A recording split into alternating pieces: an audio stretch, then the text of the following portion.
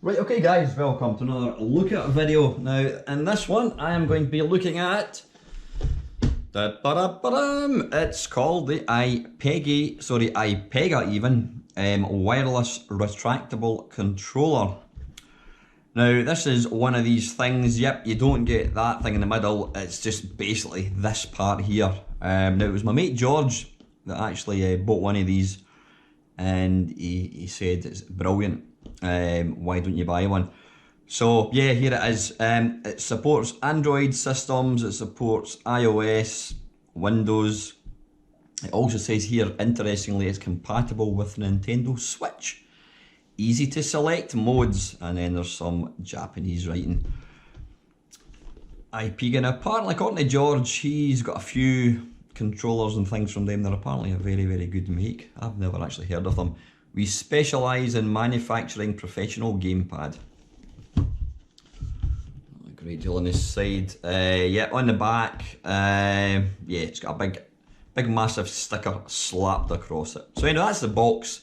I'm not going to do an unboxing because I've already opened it, obviously. So this is it here. I just want to make sure you can see this okay. It's very, I mean, it's light, which you want it to be, but it's quite quality plastic. It's not cheapy plastic. And the insides in here, you've got a sort of rubber bit going along either side, because obviously the tablet, phone, whatever it is, just slots inside there. Controller wise, you've got two analog stickies. I mean, they feel exactly like the PS4, Xbox 360.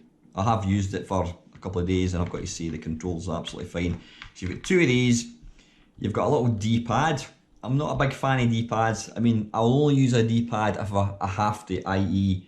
playing the Game Boy, something like that, then that's all you've got. But I generally prefer the analog sticks to use. And what I've found with this is, I don't think you can configure that separately for that. So if you configure that for up, then up on the D-pad becomes up as well. So these are they're both linked to the same sort of thing. You've got a home button, you've got a select button here. It's just, I thought that would be kind of sticky. It's not, it's just plasticky.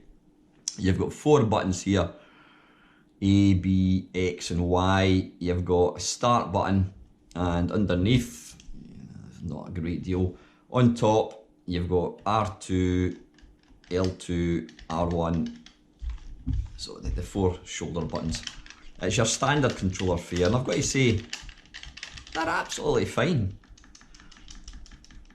I mean, they're not super clicky, but from what I've been using this over the last couple of days, it works fine. Now, this is where it gets interesting. I'll turn it around actually. Underneath here it says release or lock. Now, well, yeah, I don't suppose there's any harm. Lock it in place. So basically, that is the smallest you can put it. I mean, I think probably my phone. Have I got my phone? Let me go and get my phone, and I'll try it.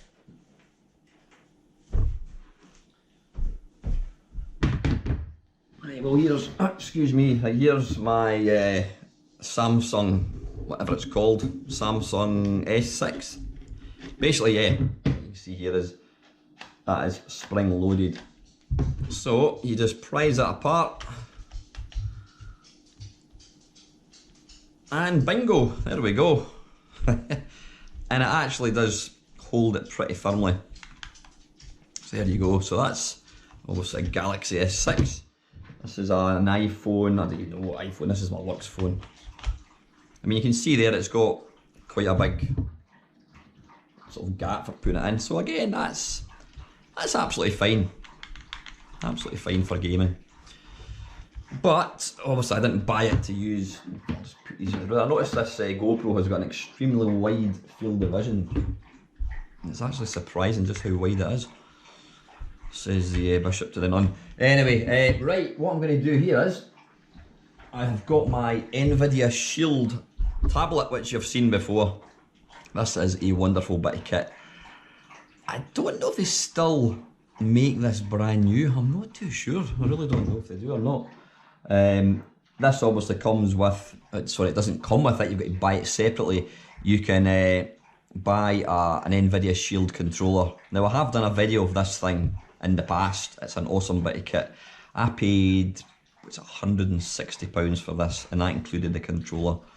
I'm not doing a review of this Shield, I just want to let you see this thing working with the joypad thing. So anyway, what you need to do, obviously that's as far as it will kind of open like that. So what I need to do is, if I flip this over and unlock it, release, please release me, don't let me go. And what I'll do is I'll move it about that, see, and then we'll lock it again. I think that's probably still going to be a wee bit too neat. I mean, you want it to be a bit more, you want it to be a tight fit, so that the last thing you want, oops, a daisy, the last thing you want is the walking along the street using this thing and it falls and smashes on the pavement. Right, come on, get in, there we go. Oops, you can come out. So there we go, that's probably, I'm going to turn it off and use my sleeve to give the screen a wee clean. Who needs a screen cleaner when you've got your breath or spit? So yeah, it's a nice fit now. What I'm going to show you, in fact I'm not going to bother showing you, but my Samsung tablet, which I've been using to do my videos, my Friday waffles, I did actually buy it with the intention of putting this in. Now that will fit in there quite happily. Now you can just imagine the size of that. Be pretty damn huge. And you know what, I mean, I wouldn't want to sit and play this with that thing for any length of time, because obviously whilst this isn't particularly heavy, you know, you wouldn't want to be playing it for hours on end.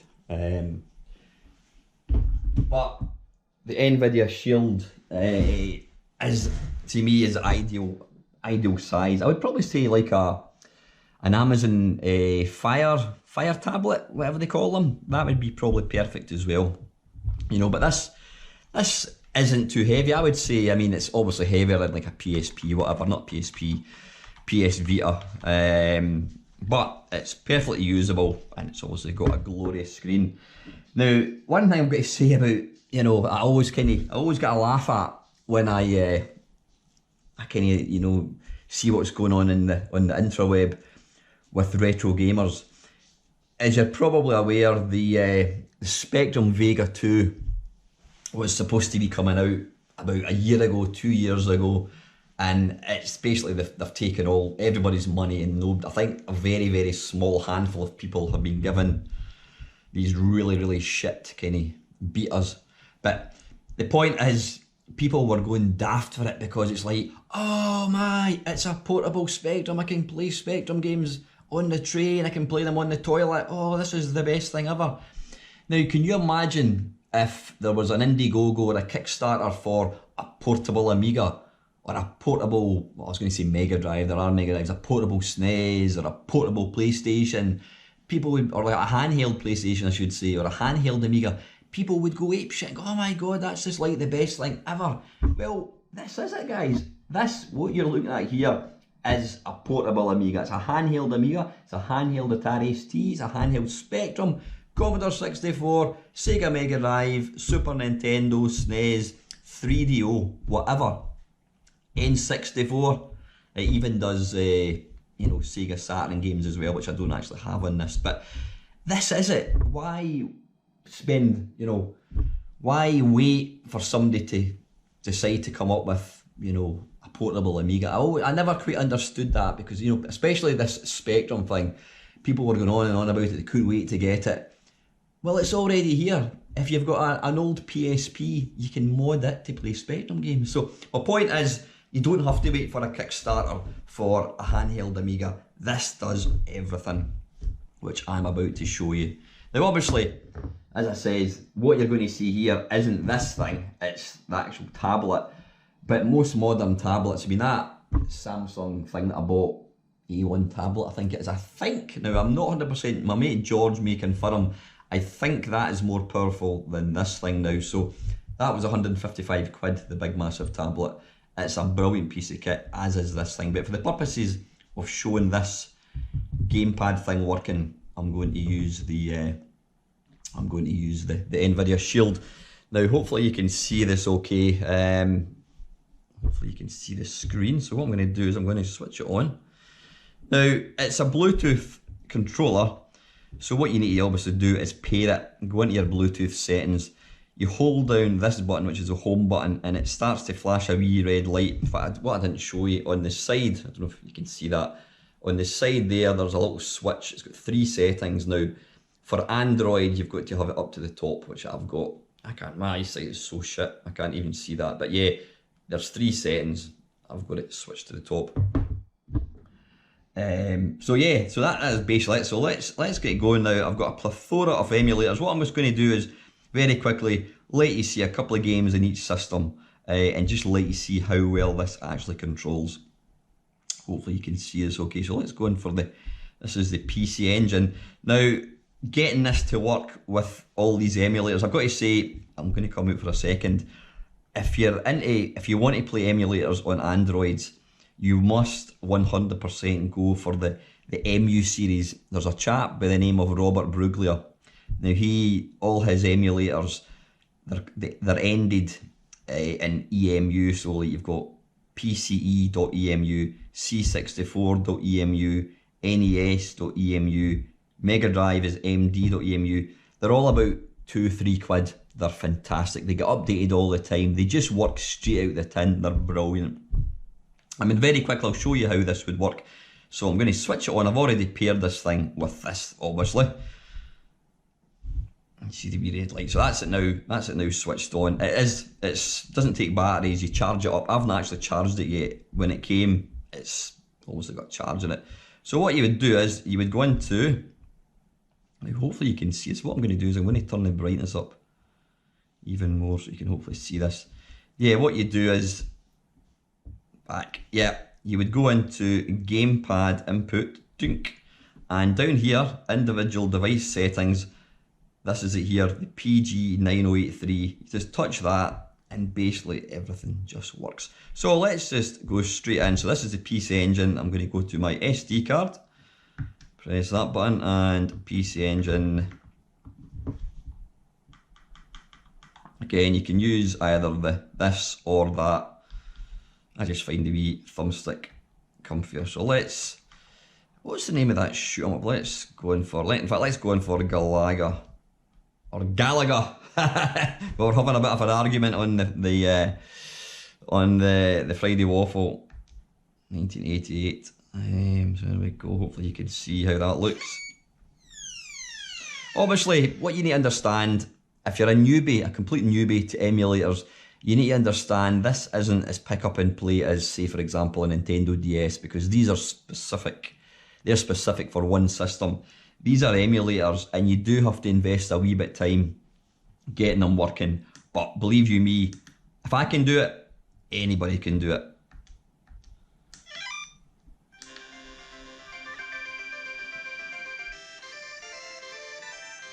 And I'm hoping you can see us all right, because if not, this video is going to be a complete waste of time. But you know what, if this is not the ultimate handheld, then I'll eat my hat. I mean, yeah, whilst it's not, obviously, as portable, you know, you can't stick this in your pocket. But the thing is with this, if you're using a tablet, you could be on a train, you could be watching Netflix, and then you can decide a fancy game of the PC Engine and just lob it in, and away you go. But yeah, this is super powerful. I mean, it's you know, way more powerful than any dedicated handheld at the moment. And it looks glorious on a tablet as well. So let's come out of that. Touch the screen. In fact, no, what is it? We go boink. Again, you can configure buttons to come out. I've just got it set to the old way. So yeah, that's the PC Engine. Let's come out of that, hit that button. Next up is the Commodore 64. Let's see, load game. What we'll do is let's go for, I'm looking under cartridges. because this emulator plays cartridges. It's just fantastic. Let's go for Ghouls and Ghosts, the new Fort Apocalypse. Oh, I might have to have a shot at Fort Apocalypse. No, let's go for I need to stop myself here. Let's go for, where's Ghosts and Goblins? I've maybe not put it on. Oh, hang on, I've maybe got it in latest releases possibly. Ah, there we go, right, yep, there we are. Ghosts and Goblins Arcade.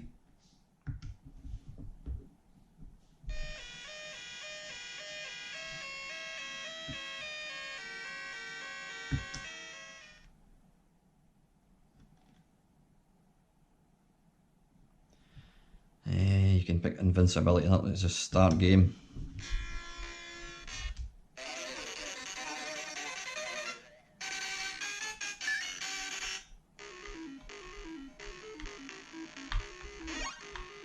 Now, I was watching a Stuart Ashen's video the other day there, and he was, what was he? He was sort of reviewing, what was it again?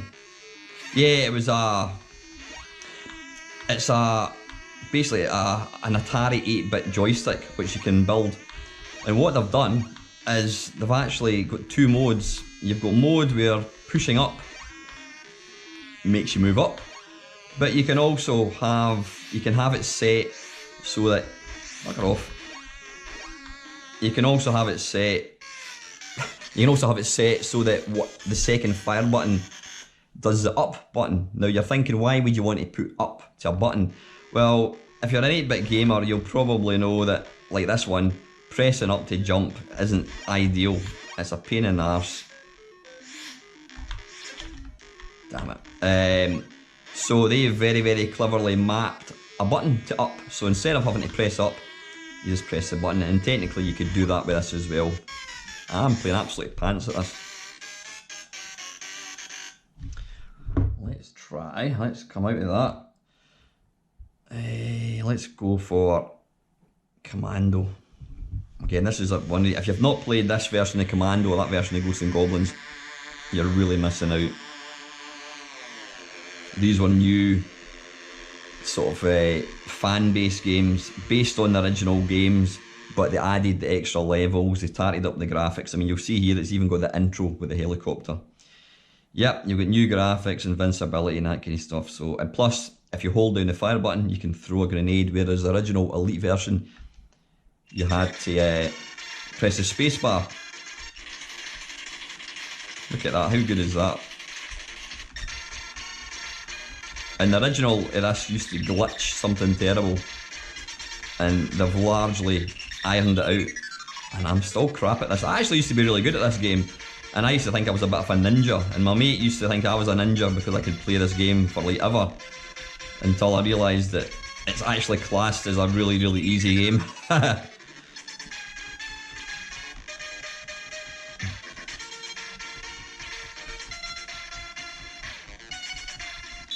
Ah, balls. I'm going to make excuses and say I've actually got this kind of tilted towards the camera a wee bit, so it's not ideal for me playing it.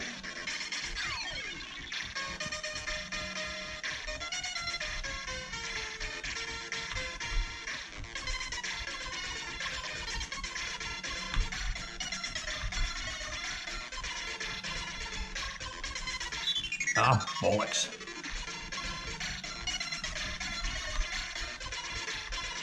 I think I'll need to copyright ah bollocks. That is my phrase and nobody else's. Yeah, 8-bit games are not ideal using gamepads. Ah, damn it. Right, game over. I'm absolutely crap at this game now. So that is the Commodore 64. So let's just come straight out. Next up, ColecoVision. Now one thing, because this isn't you know what, I'm just going to come out of this one because I've not configured it yet, but trust me, it's a really good ColecoVision. You're going to press that button like so. Next up, yeah, what I was going to say is, because, yeah, you've got all the Robert Abruglia emulators, and once you've set up one, then you can just replicate what you've done, what options you've ticked. One thing you want to do is turn off the virtual gamepad so you don't get the horrible gamepad across the screen. Other ones like the Coleco, the Amiga, the PlayStation, they're different emulators, and you've got to spend a wee bit of time getting them going. But once you've got it configured, they're absolutely fantastic. So NES, again, it's a Robert and Bruglia one, so it should work just fine. So let's go to load game. Let me have a wee look. What game do we want to play? Impossible Mission 2? I didn't even realise that was out. Jaws. I didn't even know. There's John Mack. Let's give that a go. Ah, I must have played that before.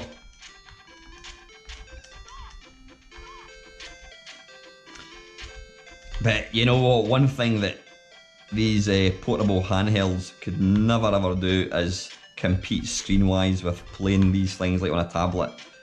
They just look incredible. Beautiful colours, massive screen. I mean,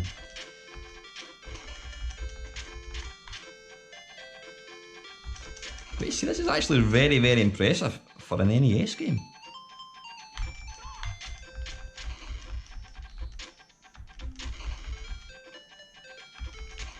Yeah, I would have, if somebody told me this was the Mega Drive, maybe apart from the sound's a bit weedy, but that's actually really good. Nice kind of parallax scrolling going on as well.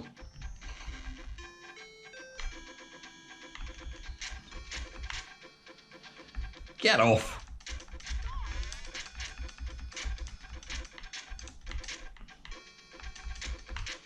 How did I hit him? I've got to hit him in the face, possibly? Alright, I do. Sod off.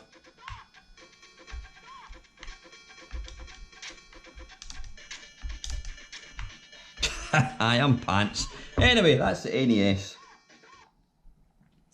Next up, Mega Drive. Let's just go into recent games. Kid Chameleon. Nah, we'll not bother. Let's go and pick another game. There's not many. Whoops, I didn't want to do that. Let me come back out. I don't know what game I picked there. Close game. Close game, yep. Let's come out and I don't know.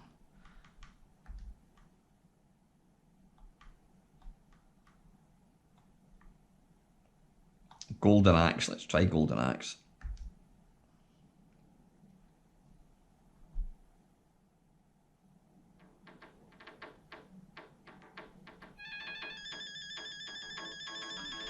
Player 1 or player 2, I think it's start, there we go.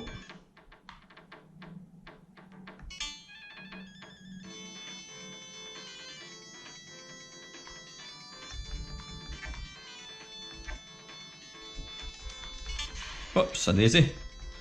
That'll be my magic used.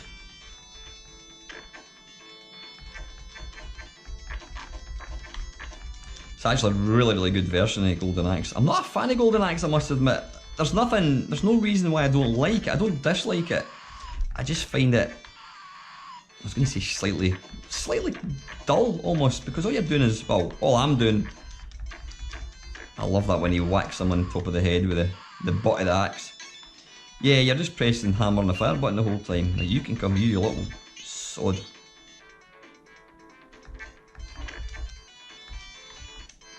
Oops.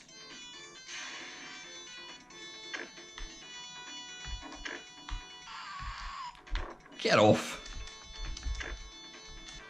I'll have that. You want to play hardball? Get off.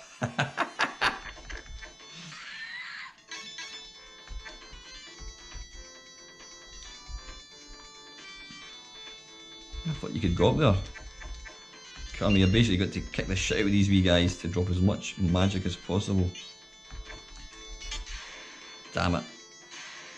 Right, anyway, that's the Mega Drive. Again, I'm not doing a review of this thing, I'm just letting you see just how good these things controlled. Atari 2600, let's go for Pac-Man. That's always my go-to game, Pac-Man. This game gets a lot of unfair criticism in my opinion. Yep, the ghosts maybe flicker really badly, but you know what? It was the first video game that I ever got to play in the house. Unfortunately, it wasn't my Atari, it was my mate Nick's. But this was the game that probably made me fall in love with video games, and is the reason why you're sitting watching this video.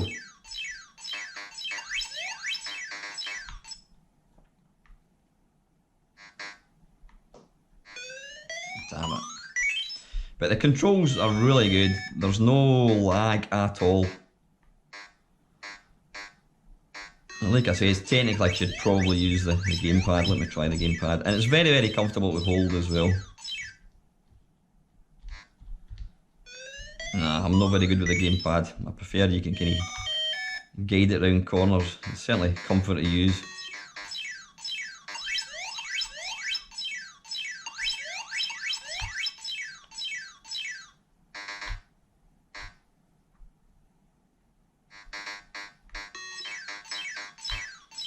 I know I'm not playing this properly, I'm just basically eating the power pills so I can then eat all the tablets. Ah, there's one over there. Right, anyway, you know what the Atari ST 2600 is. Right, come out of that. Right, what have we got next? We've got the PSP. This is probably one of the most, I was going to say detailed, it's got so many options. This particular emulator it's smart looking. What I'm going to do is, so yeah, there's all the games. I mean, it's beautiful. You've got little screenshots and everything. Let's go for Ridge Racer. If I can find it, where's Ridge Racer about? Can anybody see it? There, it's there.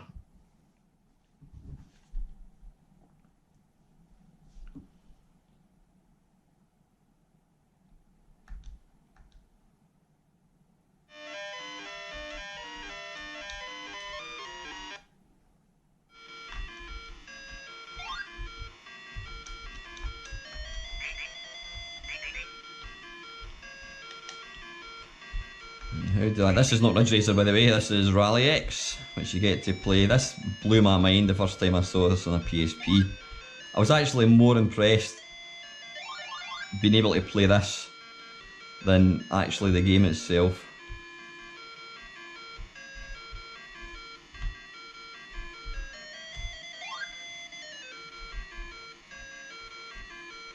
It's not a good idea to hang about quite as much as I'm doing.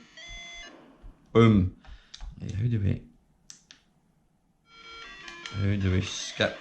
Oops, that'll be the speed up button. How do we skip this? Nope. It's like I was saying, guys, you've got to, the more you use these emulators, then obviously, oh, get away. You'll get used to the settings. Is that it? Right, okay. Basically, if you die. Ridge Racer. Starting Ridge Racer.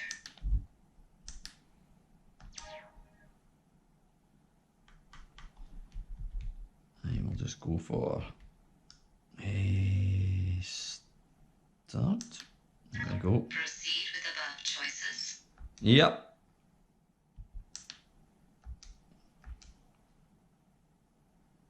Obviously this is emulating a PSP, so it kind of saves the game like you would in a real PSP. Yeah, whatever. World 2, we want to go to arcade. There we go, arcade. Select a course. Please select a machine class.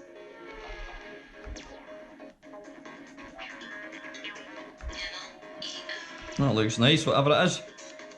Get ready to race. Are you nervous? Get ready to rumble! Hurry up and start the race.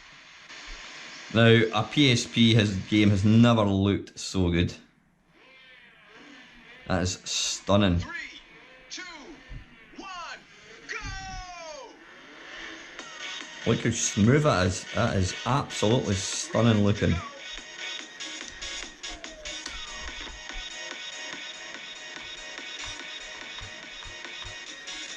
let's go.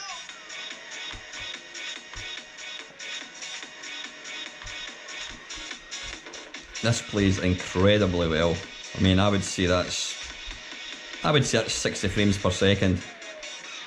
I know not all games on the PSP play so as well, but this one is beautiful.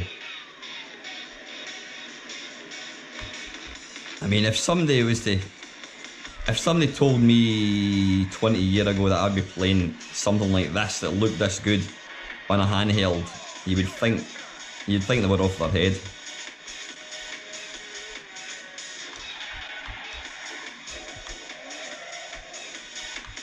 Right, anyway, that's the PSP. Let's come out with that. Next up, Nintendo Game Pocket. You've seen that before.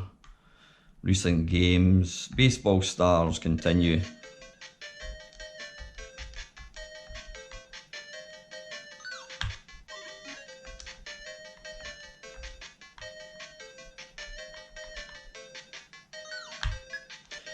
Now the thing about the Nintendo game, shut up Alan, the thing about the Neo Geo Pocket, it wasn't backlit. It's a beautiful little console, but it wasn't backlit. So this is where I think technology really improves things, because this looks incredible. Oh, why did I swing?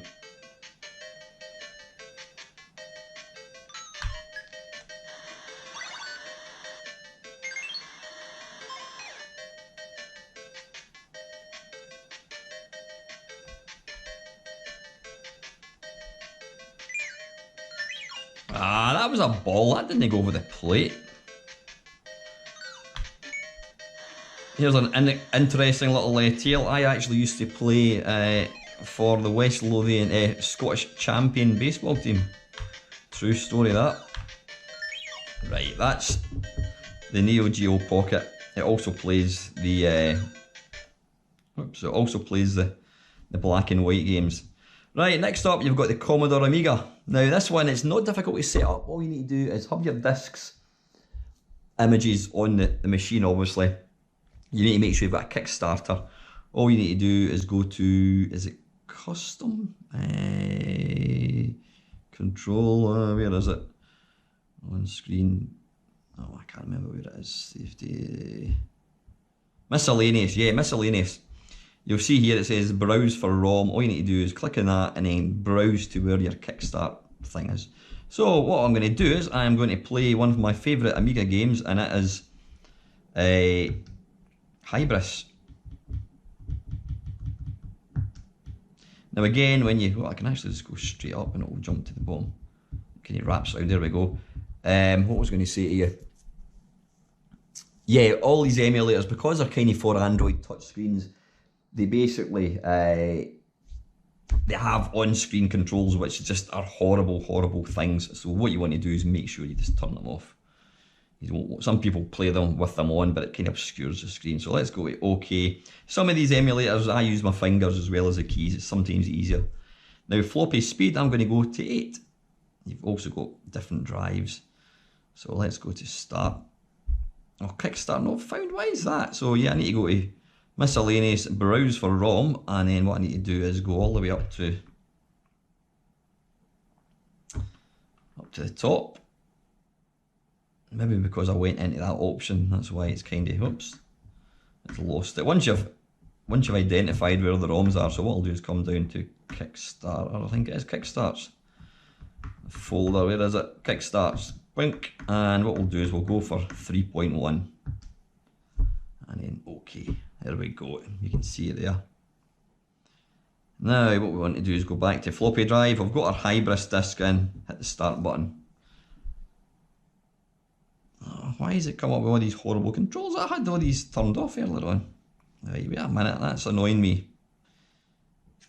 Come back on screen. We don't want any of these horrible things on the screen. Right, let's resume. Is that going to work?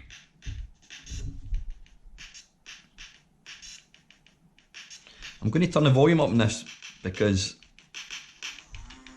I want to let you hear how good this sound is.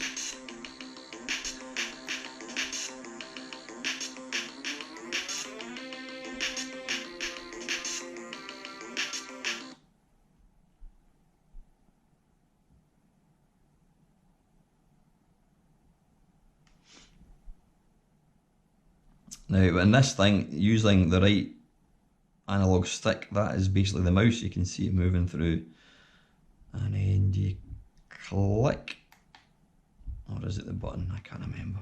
There we go. I think that's, like I say, you can configure buttons, but generally once you've set up the controller, it just kind of works, but you can go in and tweak. How beautiful does that look? Hybris.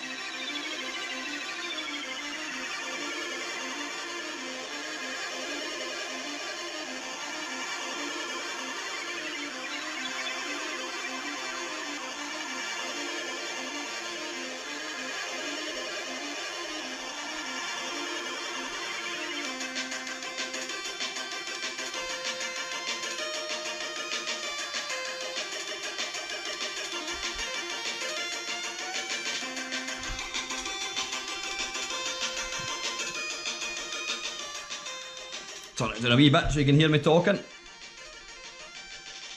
But the sound quality is exceptional. Again, obviously it depends on what kind of tablet you've got in it, but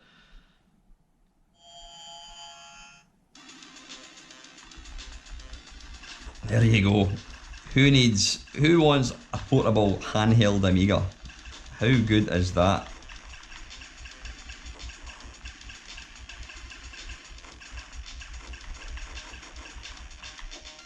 Oops.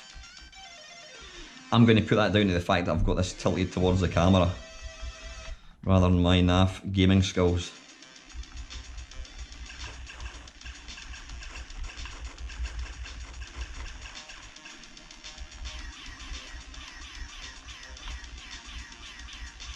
This is a great game, this.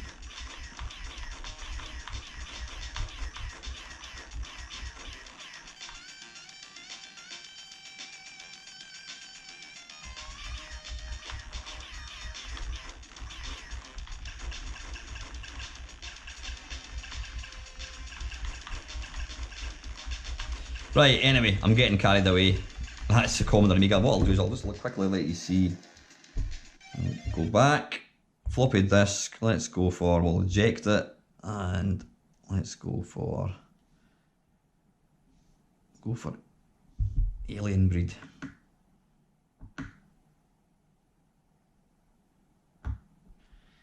Alien Breed Special Edition, yep. Okay. Start, and then it should automatically reboot. I'm just going to have a wee drink of my coffee while that loads.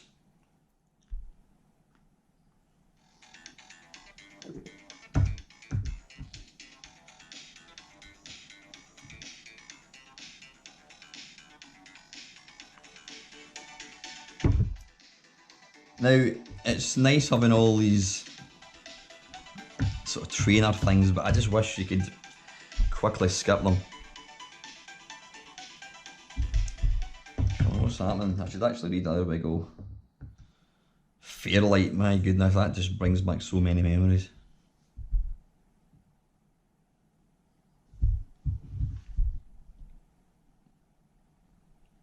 Coming to a screen near you, Alien Breed 2.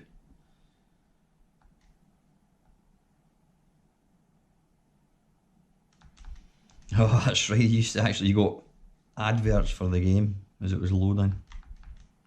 I think Team 17 were the only company that I can remember advertising other games.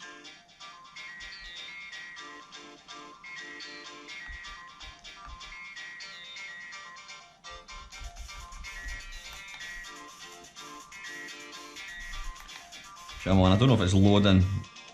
It probably is loading, but it's obviously going to take a bit longer to load because it's loading these stupid pictures.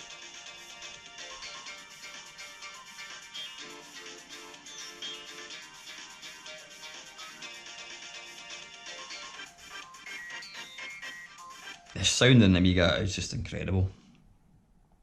Actually, when I hear it now, I forgot just how good it is. It's going to come up and ask me to insert disc 2, isn't it? Obviously, you need to understand. There we go. Yeah, what you need to understand is these emulators, they're not always 100% perfect. You know, there was always occasional game. Okay, resume. Press the fire button. There we go. You always get the occasional game that maybe doesn't run properly or whatever. But in the main, you know, once the you know, they just work.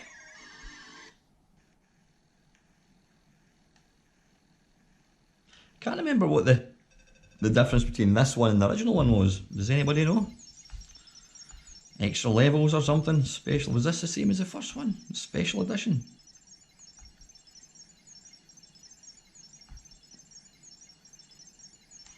You need to remember this is a computer, so it's loading. It's not like a cartridge where the game is just there.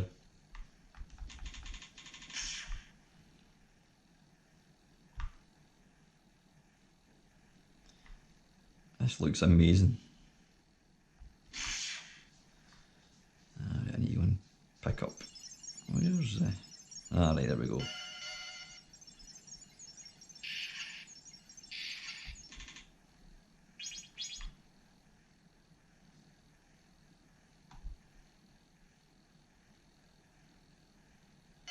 It's got a fantastic atmosphere, this game.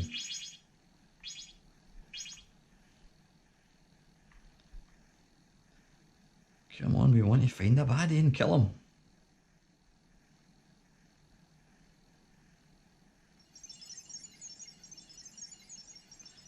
Here we go, let's kill them. But you can see just how well this plays. I mean, this is a handheld Amiga. Awesome. Or as David say, nice. Or indeed, sexy biscuits. Right, let's quit that one. That's Amiga. Right, next up, we've got the PlayStation. Do you want to restore previous game? No, we don't. Let's run a game. Right, that's the only wee annoying thing about this particular emulator. It always refreshes the games when it loads up from the SD card. Doesn't take very long, as you can see. And I'm eating a nut, in case you're wondering what the noise is. The go-to game for me with, I'll go for Rage Racer.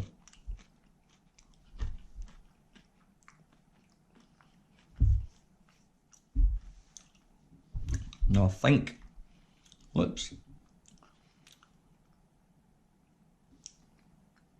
You know what, I've not actually played this. I've not actually played the PlayStation emulator on this yet.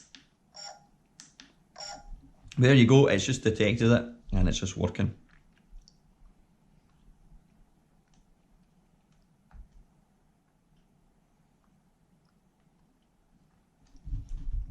Now obviously what you can do with these emulators, you can, more options, video settings,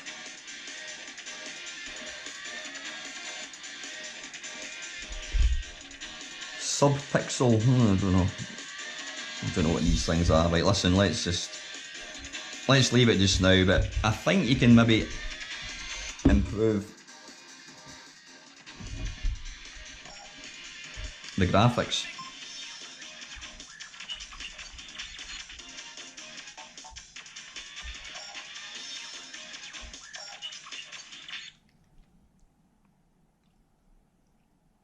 Come on, I just want to play a game. Time attack, like Grand Prix, how do we start a game? Games have become too complicated. I'm seeing become, this game is about 20 years old. Car select, race start, right, let's go. Racers, start your engines and let's get it on.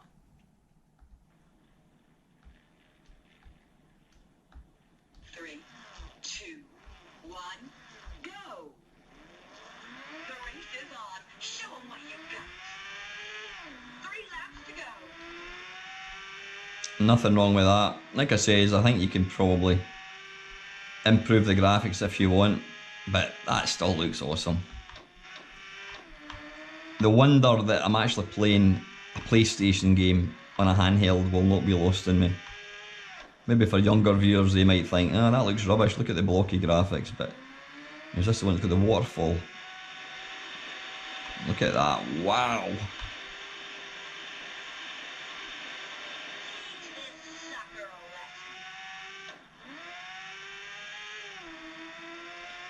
I think this was probably my favourite Ridge Racer game. I just like the course a bit better.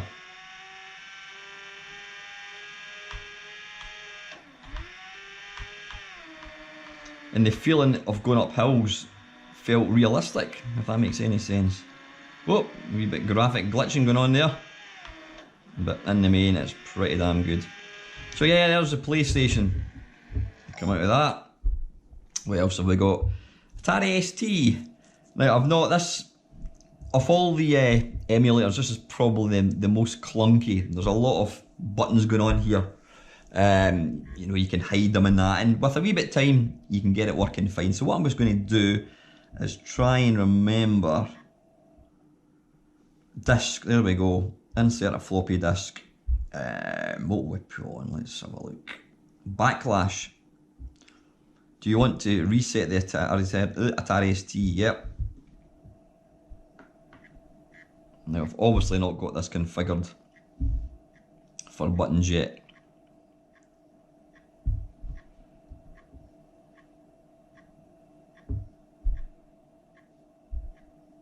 Ah, there we go, that hides the buttons. Touching that one. But I don't know if these are working, because I've not actually mapped it yet.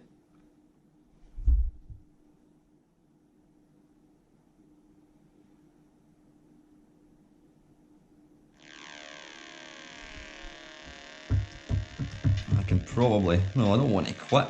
I'll tell you what, let's just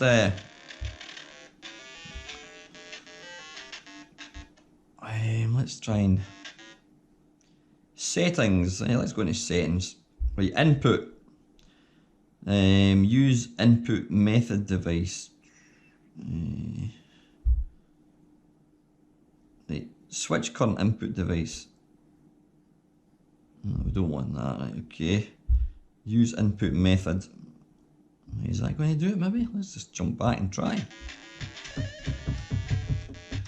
Nah. Oh, wait a minute, hang on. Right, we seem to have started the game, but we're not actually controlling it. Listen, it doesn't matter. You know, you can see there, that's me using the on-screen controls. But trust me guys, this will, this works exceptionally well. Once you've got it up and running, display, full screen, let's go, jink. If you want to go modern, you can play it slightly bigger looking. But again, here we are, you've got a handheld Atari ST. What's not to love? Next up, this is a lovely one. This is called Drastic, and this is a Nintendo DS emulator. Now I can go to load new game. Now when you first install this, come on. Ah, there we go. Right, I know we don't want to play 42 all-time classics if you don't mind. And it's just crashed. That doesn't happen very often. Right, let's jump back in again. These things are usually bulletproof. So you've got all the Nintendo DS games. Now let me just go for, like, I don't know. In fact, you know what, let's go for Ridge Racer. Now Ridge Racer was not a particularly good game on the DS. It didn't have the grunt required. In fact, you know what, let's go for Mario Kart. Yeah, going back to the DS didn't really have the grunt for Ridge Racer, but playing it on this. Now I'm going to turn the sound down because you know what, I don't really want Nintendo saying no, you're not going to get 50 pence for this video, so I'm turning it right down. Now obviously the DS had two screens, so the right hand one is the touch screen, so single player, so you can play it like that if you want. Grand Prix, let's go for 100. Obviously you can pick. I always go for Yoshi because he's the easiest. Okay. Yep, let's just go for that. Okay. Then what you can do, I mean that just looks beautiful. I think you can skip it. What I can do, you can either play it like so. And I'm going the wrong way. That just looks amazing. Now obviously you're thinking, well, the screen is awful small, and you know, yeah it is, but the good thing with this is you've got the two screens on the one screen. But if you want to, press that button, go to that, Think, there you go. You've now got, you can basically choose what screen you want, full screen. Now that just looks amazing. I mean, you've got all your buttons, jump in and all that kind of stuff, and it's so easy to configure.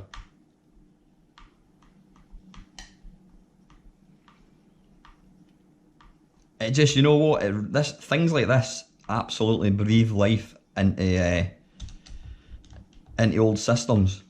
You know, how often do you play your old DS? But believe you me, I'm going to be playing my DS a lot more. I'll be playing the games on this because they just look absolutely wonderful. So yeah, there's a Nintendo DS. And what it does is, I mean, it obviously upscales. Let me just go to menu, change game. Let me just try Ridge Racer actually, just to case in point.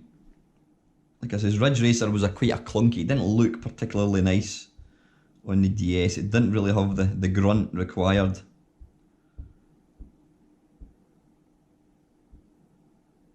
Ridge Racer, there we go.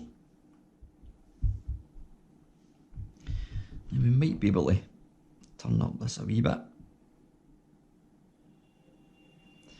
And you'll see there, you've got the buttons. All you do is press that, and that hides them. So I'll get it going.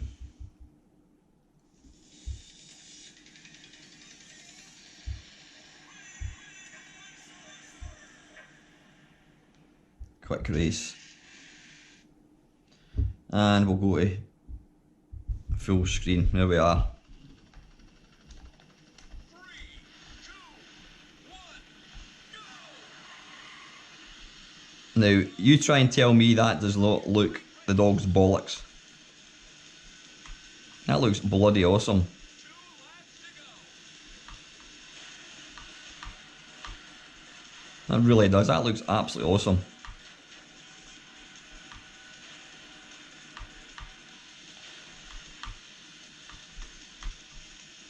And the controls are so tight. And if you're thinking, well, why are you crashing so much? It's just because I'm rubbish at the game. But, you know, believe you me, in the proper hands. Don't take your finger off the accelerator, you fool. Yeah, I would never have, if I showed you this, you would never have thought this was a Nintendo DS game you're playing. It just should not look this good. And again, obviously, you know, graphics are going to depend on the actual tablet or phone you're using, but most modern phones now can play these games in a higher resolution. And the great thing with that is because you've got the two screens like that, I mean, you can technically, can you use that to steer? You can play touch screens on the DS as well. So that is a Nintendo DS. That's one of my favourite. You know, the DS was not one of my favourite systems, but that emulator really just drags it up into the sort of the current thing. So let's go on to the next one. Now this, again, I'm not a fan of the N64. If you watch my videos regularly, you'll know I don't really like the N64. But this, why is that? Oh, wait a wee minute, have I got, hang on, I've got another emulator. Yeah, I'm going to uninstall that one. How do I uninstall it? There we go. No, I want to uninstall it.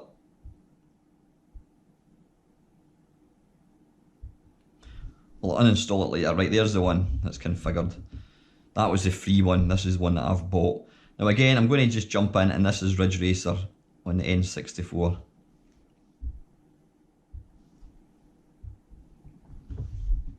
Again, this just really, it makes N64 games look beautiful.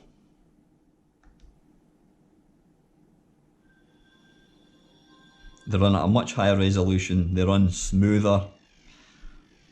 To my mind, they've got better controls as well. I was never a fan of the N64 controller.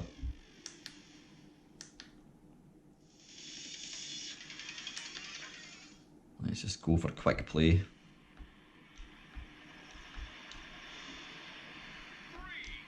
2, 1, go! This is almost turning into an arcade perfect my arse for Ridge Racer, isn't it? But again, that just looks stunning. It doesn't look like an N64.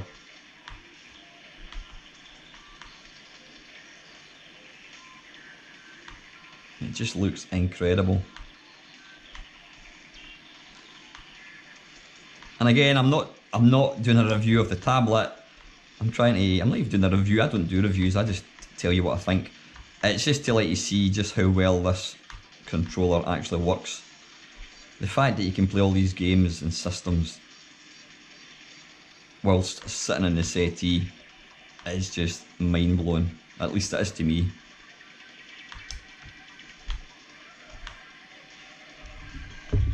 Let's come out with that. Exit.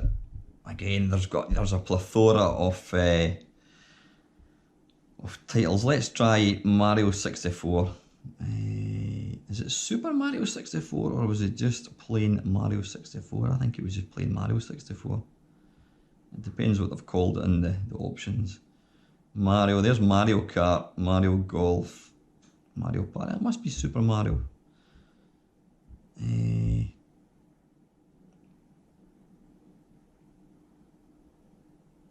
There we go, Super Mario 64.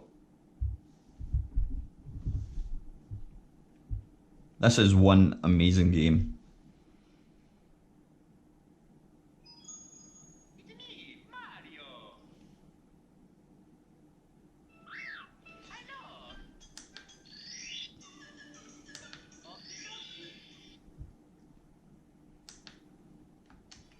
Hey Mario, please go to the castle. Peach! Princess Toadstool. Peach.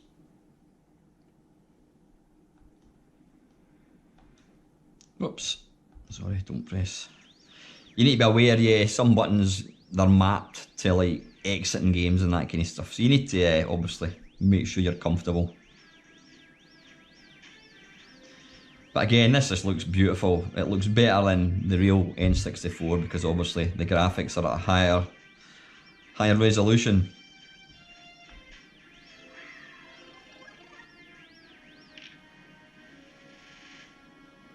Woohoo!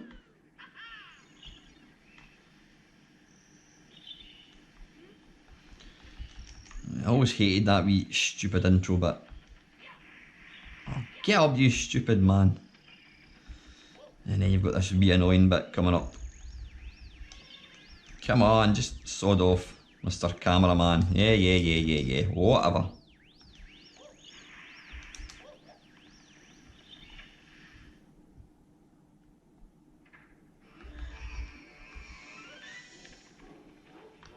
But seeing a game like this, I can never remember where you go. I've not got any stars, so where did I go again? There's one door. Ah, right, okay, I can go in there because I don't actually... It doesn't require any stars.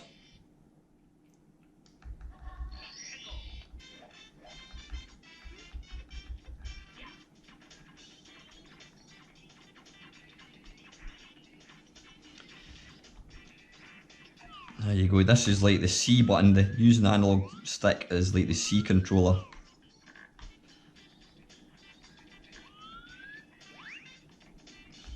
So yeah, that's the N64. That's, as much as I'm not a fan of the N64, I love that emulator.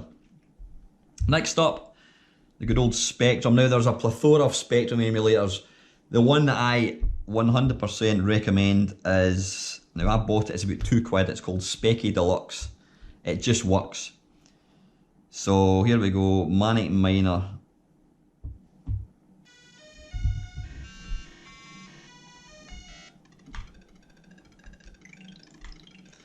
There we go. Portable Spectrum. Why do you need a stupid Spectrum Vega 2 when you can just play it like this? This is going to be better than any Ponzi Kickstarter thing. Ah, dearie me.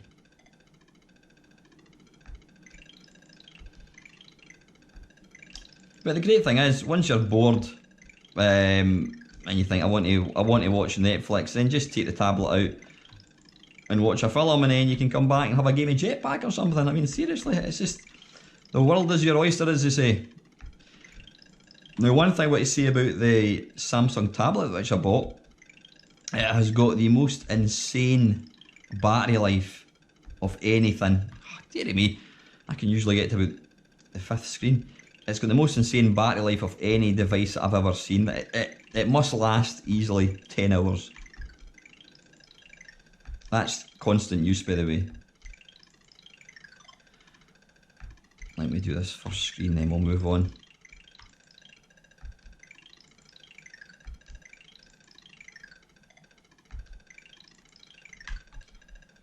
Again, analog stick's maybe not the best controller for something like this, because there's a bit of free play before it kind of starts moving, but once you get used to it, it's absolutely fine. And coming up is my favourite Spectrum sound of all time, the time of the meter going down. Right, that's the Spectrum. We're almost at the end of the emulators. Game Boy Advance, again, it's a Robert Abruglia one, and it just plays wonderful. Right, I need to go in and go to Game Boy Advance. I don't think I've actually set it up yet. What game will we go for? None of these anyway. Let's try something else. What was that game? It used to be... yeah, Crazy Racers. That was one of the first games. Ugh! It just works, he says. Wait a wee minute. Close game. Europe. I wonder if maybe it's the... It might be that I've got it set to the wrong region, something like that. Yeah, Crazy Racers was one of the first games that I actually bought from a Game Boy Advance, and I didn't have it for long because, again, the Game Boy Advance did not have a back screen, a backlit screen, and so playing it you needed a really, really good light source at the back of you. But now, through the wonders of modern technology,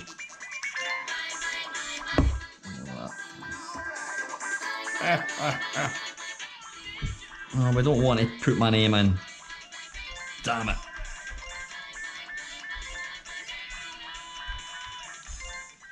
Is this okay? Yeah, whatever. Right, come on, race. This is actually an underrated game, I think. And this came out before Mario Kart came out.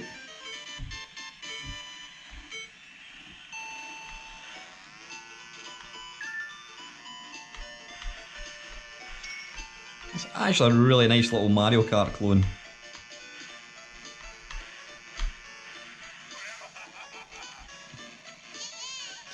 If anything, it's probably slightly better graphically wise than Mario Kart. I'm not going to say it's a better game, but it's a really, really nice version.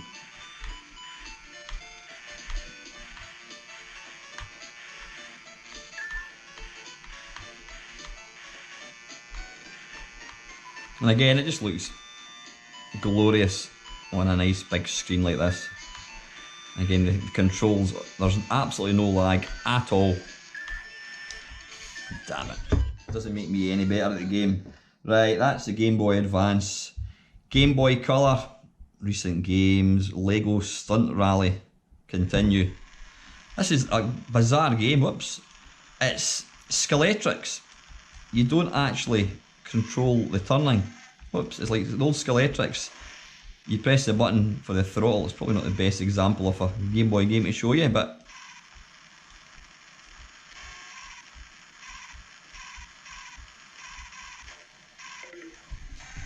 ooh, battery low, 15%, right, I don't want to close game. Yep. Right, what we'll do is load game, we'll go into the Game Boy and we'll go for Tetris. Tetris. Now it might be the one that's not got the proper music. I don't know why they would change it.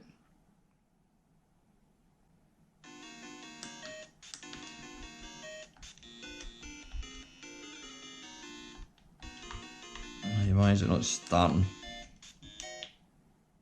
Oh, that exits then. Right, it doesn't matter, you know what the Game Boy is. Right, one I've not showed you yet is MAME. Now this is awesome. Oops, a daisy. Let me just show you a couple of, I'll show you a side scroller. Let's go for Rolling Thunder. Again, you've got to spend a wee bit of time getting it converted, not getting it converted, getting it configured, I should say.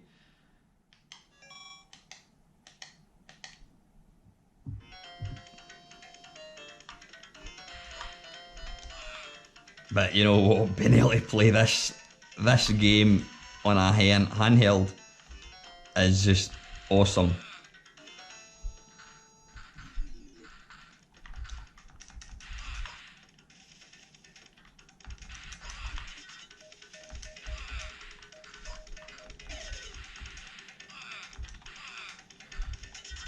One thing about this game is you can't rush it, like I'm trying to do here just now. I'm trying to rush to the end of the level just to show you it, but... So hopefully you can see just how good it looks for games like this.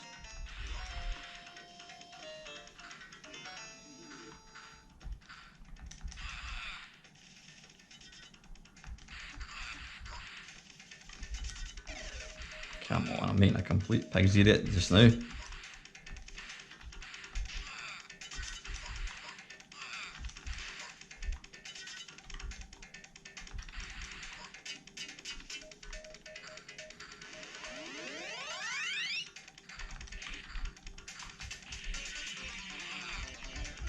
Damn it, right, I'm doing absolutely crap. Right, to come out of a game, you just go like so, you just touch the screen and then exit. What I'll show you is I'll show you a vertical shoot 'em up. Let's go for Dodon Patchy or something.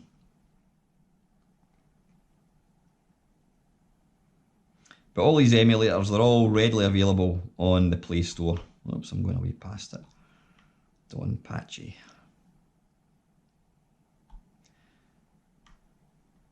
Don Patchy, there we go. Press the button to start it.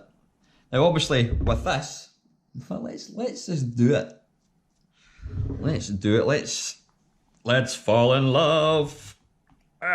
Like, you come out there for a second, son. Now what I'm going to do is I'm going to make that like that, and then I'm going to see, will that slide in there? It certainly will. Now it's maybe not right. It's maybe not properly held in place. What I need to do is come out of that for a second, and I need to, I've only got 13%, I need to rotate it like so, and then what we want to do is we want to jump back in to MAME.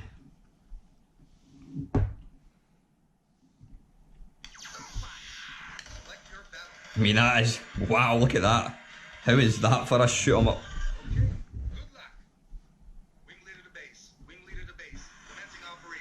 Hopefully you can see that all right. That is just sexy biscuits.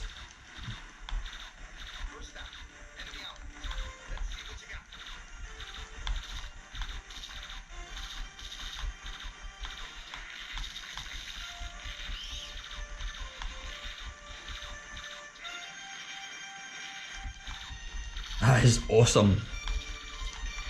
It really, really is.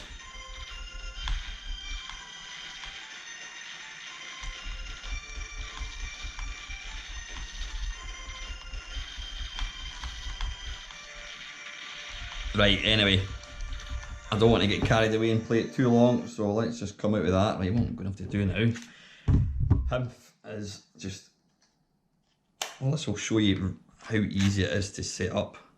Is that going to be enough? Lock and load, mother. There we go. There we go, that's it. And nice and tight, says the Vic up to the nun. Right, what I'm going to do is I'm just going to stop it rotating because it's quite annoying when it does that. Right, so that's MAME. MAME runs awesomely. Neo Geo, recent games. Fatal Fury, let's just jump into that.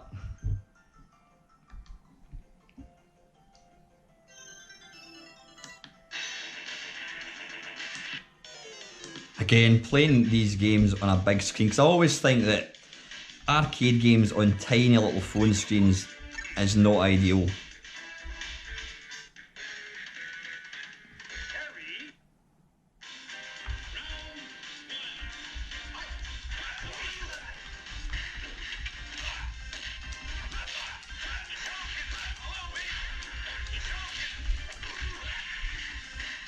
But I can't express enough how wonderful these games look on a huge big screen like that.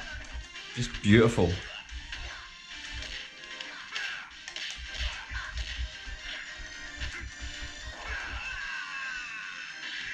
So, you know Neo Geo. You've all played the Neo Geo. Right, I'm not going to bother showing you the MSX.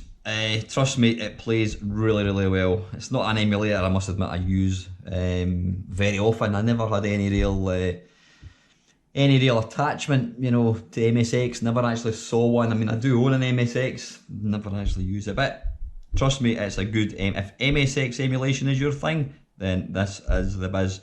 Right, next one, we've got Colleen, which is the Atari 8-bit. Why has that just come up with the joystick? You can bugger off. This is Atari 800 or Atari 8-bit. It also says 400 Atari 400 games as well. So to load a game, you swipe down and you touch that. Now I always go for Drop Zone. That's always a game that I like to kind of demonstrate in this. Again, it's nice and easy to configure. And it plays sweet.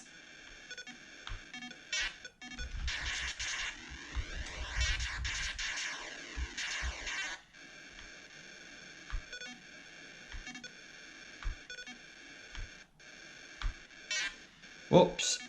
Get the last man, put him in. And let's go cause some mayhem. That is such a difficult game, this, he says as he dies.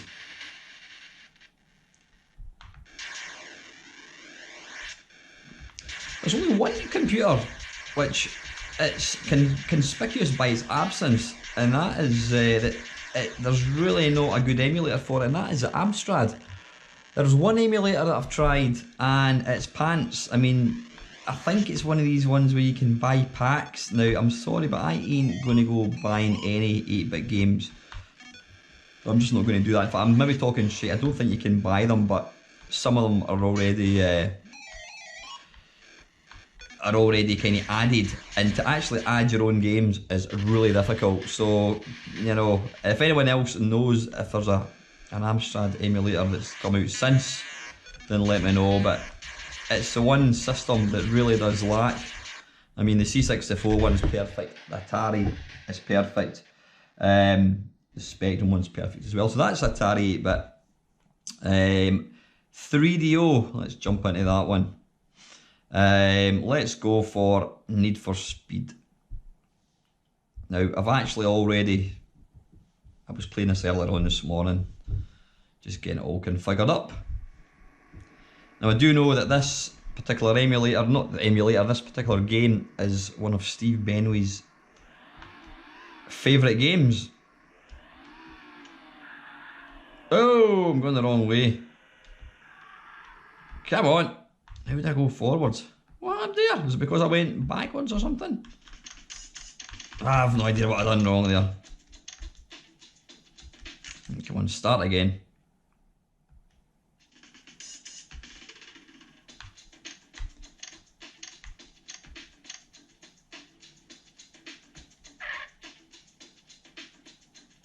From the tranquility of suburbia to the pandemonium of the urban jungle, this route opens up with gentle freeway and winds its way into the bowels of the city's underground. This game was jaw-dropping back in the day. I remember seeing pictures of it on Computer and Video Games magazine, and it just looked incredible.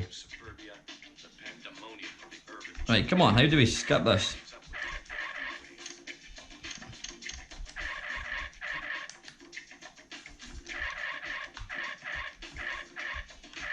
Am I just looking at best times? Oh, I think I am. How did I get back? Come on.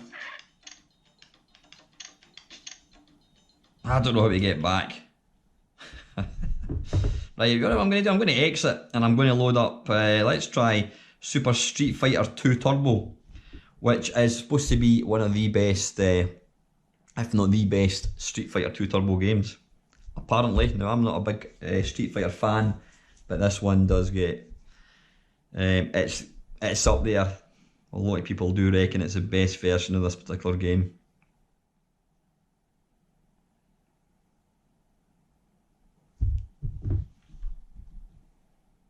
Oh yeah, sexy biscuits. Now if anybody knows what that means, the little 3DO sign in the background, just watch Mr. Lawnboy's post 1975 video and you'll see what I mean.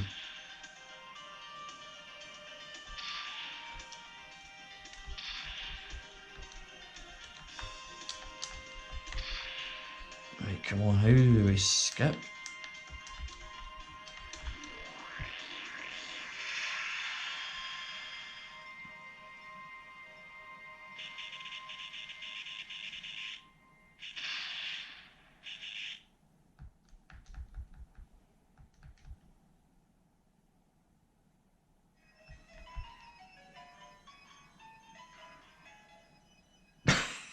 That sounded particularly off tune.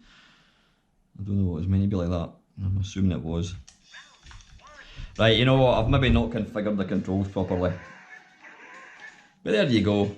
Oh, here comes a new challenger. What's going on?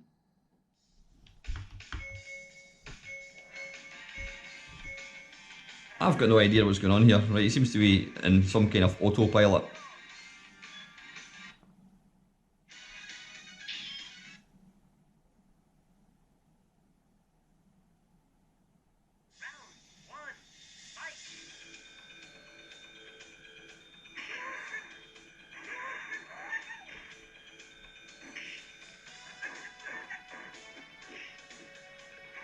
Yeah, it does look really nice. Right, anyway, let's come out of this. This video is dragging on long enough. Right, SNES, we know what's involved with the SNES. Let's go for Super Ghouls and Ghosts. It's exactly the same, it's a Robert Bruglia. Now, interestingly, the SNES one is completely free. I think that was one of the first ones to come out. But the subsequent ones, the Mega Drive and all these, they're a couple of quids, maybe 2-3 quid. Now, to my mind, they're worth every single penny.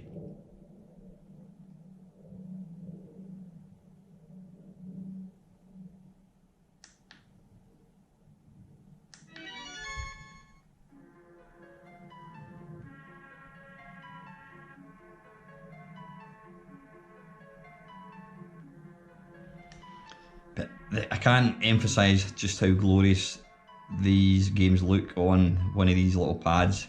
Just really vibrant colour, nice bright, and the fact that you're playing it in your hands is brilliant. Right, come on, let's just skip. Right, let's skip.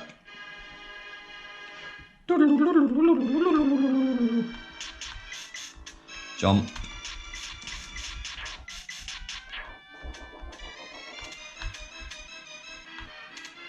This is such a difficult game. Beautiful looking though.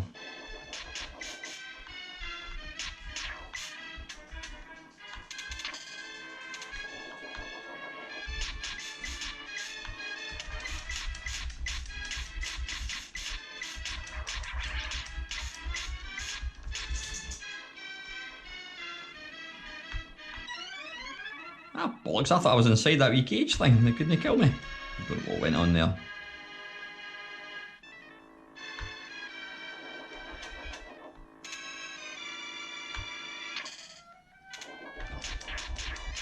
Yeah, I don't really play this game just because it's too difficult. Ah, bollocks. No, don't die now.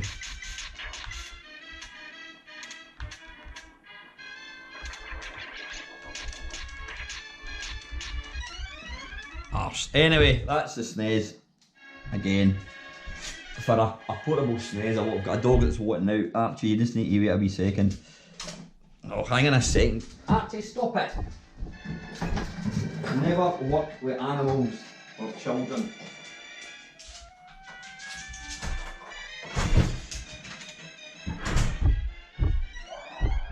And what does he do? He goes out and starts bloody barking. If anybody wants a West Highland Terrier for free, then give me a shout. You can probably hear him barking. That's the SNES. That we've looked at the N64, and we've also looked at this as well. Is that the same one I've got? Anyway, it doesn't matter. So that is it, guys. What I'm going to do now is I'm just going to take this out, like so. excuse me, because as I says, it's not a review. I just wanted to let you see this thing. It's an IPEGA wireless retractable controller. Hopefully this video will give you an idea of just how effective it is. I'm moving it about and it's moving the tablet obviously. Let's turn it off. It doesn't matter, I'll stop moving it about. Like I says, it's nice and light, which is important, but most importantly, it feels solid. It doesn't feel flimsy. Now, I bought this off Amazon. It was £25 or £26.99. So it's 26 or 27 quid, which is quite a lot of money, you know, for a controller. But I think it's awesome. The fact that I can plug in my phone, I can plug in my NVIDIA Shield, I can even plug in that Samsung doohickey is wonderful. It's really easy to set up. You've got the lock, you can make it as big or as small, and then you just pull it apart, and it's super easy. Configure it as a Bluetooth controller, and like I says, it will take you maybe a couple of minutes to set up an emulator. Some of them are a wee bit harder to set up than others, but most of them, especially the Robert Brugler ones, are piss easy. So hopefully this video is giving you some decent information. If there's any questions you want to ask me, guys, about this or the tablets, or indeed even the emulators, just put your comments below. Until the next time, guys, thank you very, very much for watching.